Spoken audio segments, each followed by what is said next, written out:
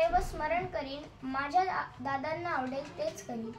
दादा तुम्ही जिवंत गीता पणती सूर्यासम जळणार, प्रेम विचारांनी ही धरती तव तेजाने उजळणार. हे हृदय देवाची वस्ती आहे, प्रत्येकाच्या हृदयात भगवंत आहे. आपण सगळे एकाच पिताची लेकरे आहोत. आमच्या एकमेकांच्या संबंधामध्ये घनिष्ठता निर्माण दादा तुम्हीच केली. देव आमच्या सोबत सदैव आहे. देव आमच्या सोबत ढग बनून, वीज बनून, इंद्रधनुष्य बनून खेळत असतो हे तुम्हीच आम्हाला शिकवले. सूर्य, चंद्र आणि ताऱ्यांच्या नजरेतून देवच आमच्याकडे बघत असतो हे तुम्हीच आम्हाला सांगितले. स्वाध्यायाची मशाल आमच्यासाठी आहे हे तुम्हीच आम्हाला सांगितले. आम्ही अंधाराला हटवू व त्या ठिकाणी नवी ज्योत लावू. आम्ही योद्धा बनणार गीतेचे. आम्ही झोपताना, उठताना व जेवताना श्लोक न चुकता म्हणू.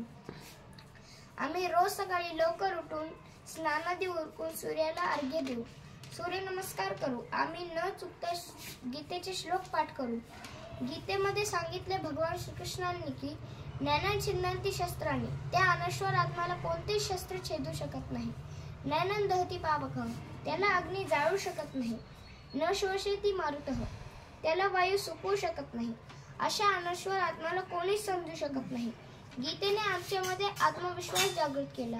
ममैवांशो जीवलोके जीवभूतः सनातन, की मी सगळ्या जीवलोकामध्ये व्याप्त आहे. सर्वसाचाहं हृदि सन्निविष्टो, मी सगळ्यांच्या हृदयात चराचर सृष्टीमध्ये व्याप्त आहे. गीता सांगते युक्ताहार विहारस्य, योग्य आहार घ्यावे आणि त्यानुसार वर्तन शुद्ध ठेवावे.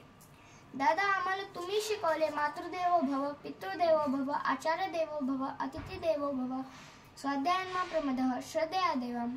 याचा अर्थ असा की आईला देवमान, वडिलांना देवमान, आचार्यांना देवमान, अतिथीला देवमान श्रद्धेने दान करावे व स्वाध्याय करण्यास चुकू नको.